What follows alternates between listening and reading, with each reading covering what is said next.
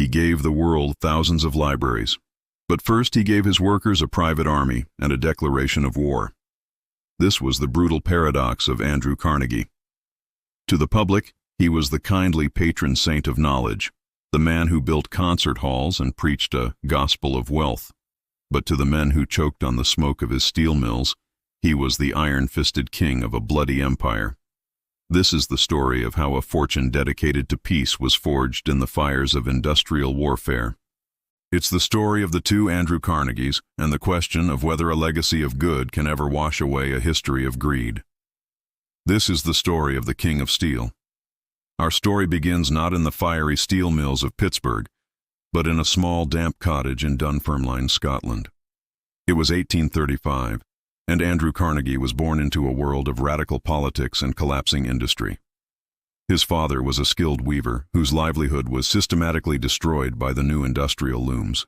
Young Andrew watched his proud father reduced to selling his work door to door, and the lesson was seared into his mind.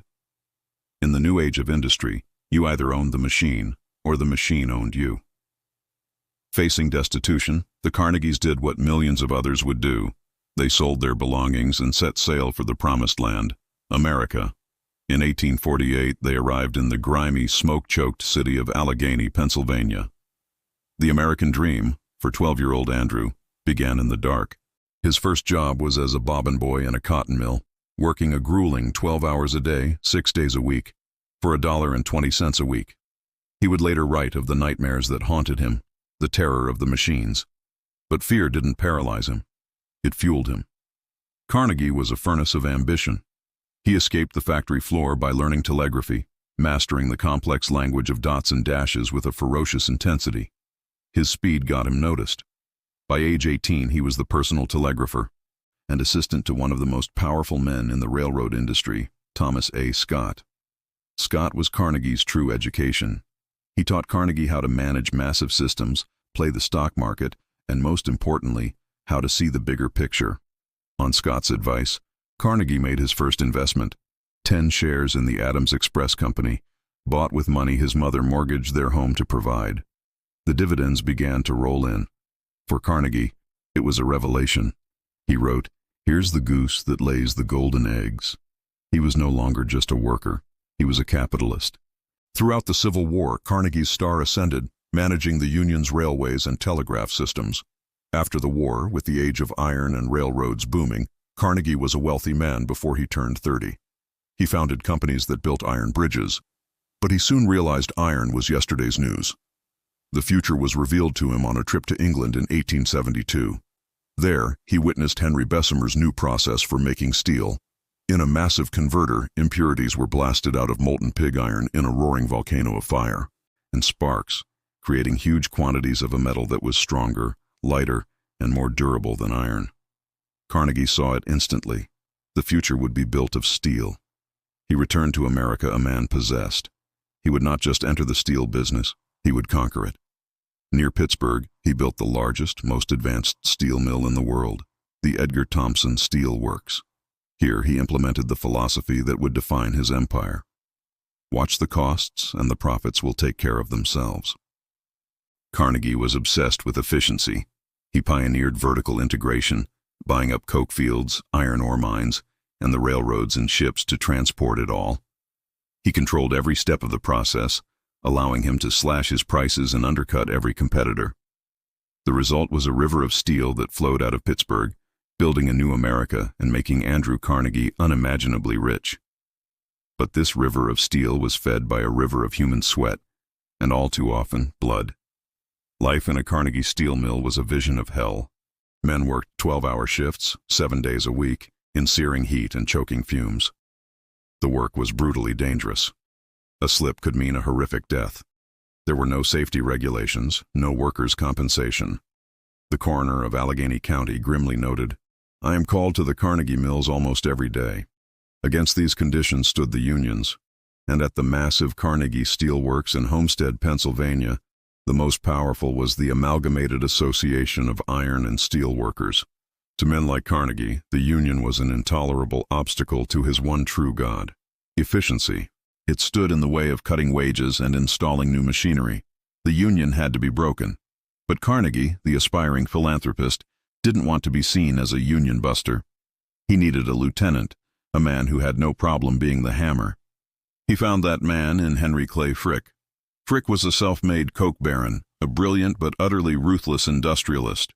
Where Carnegie was charming, Frick was cold, autocratic, and famously anti-union. In 1892, the union's contract at the Homestead Mill was up for renewal. Frick, with Carnegie's full support, issued an ultimatum: accept a drastic pay cut or face a lockout. The workers refused. Frick's response was to turn the mill into a fortress, complete with a 12-foot-high barbed wire fence, sniper towers, and high-pressure water cannons. And then he placed a call to the most notorious union-busting agency in America, the Pinkerton National Detective Agency. Carnegie, meanwhile, was conveniently thousands of miles away, enjoying a holiday in a castle in Scotland. From this comfortable distance, he exchanged telegrams with Frick. Publicly, he preached harmony.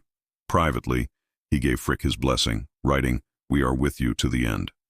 On the night of July 5, 1892, 2 barges were towed silently up the Monongahela River, carrying 300 heavily armed Pinkerton agents.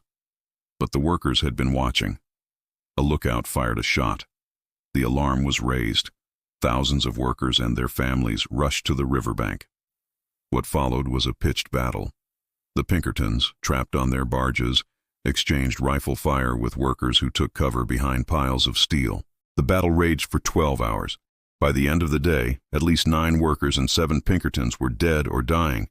Finally, the Pinkertons surrendered and were forced to run a horrifying gauntlet through a furious mob. It was a victory for the workers, but a short-lived one. The governor sent in 8,500 state militiamen. The mill was seized, the strike leaders arrested, and the union was utterly crushed. Frick had won. Wages were slashed, the 12-hour day was reinstated, and workers' rights at Homestead were extinguished for the next 40 years. And what of Carnegie? The Homestead Strike became a permanent stain on his reputation. He claimed Frick had gone too far, but his telegrams told another story.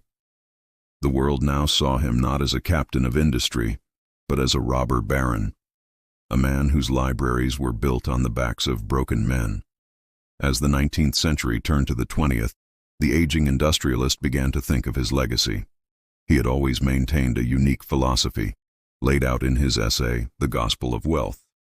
In it, Carnegie argued it was the sacred duty of the wealthy to use their fortunes for the betterment of society.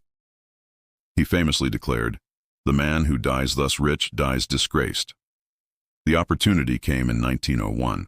The great financier, J.P. Morgan, was looking to consolidate the steel industry. The only thing in his way was Andrew Carnegie. After a secret negotiation, Morgan agreed to buy Carnegie Steel for an astronomical $480 million. The deal made Andrew Carnegie, without question, the richest man in the world. He was 65 years old. The king of steel had abdicated his throne, and so began the second act of his life. True to his word, Carnegie embarked on a campaign of philanthropy unprecedented in human history. He saw libraries as universities of the people and funded over 2,500 of them.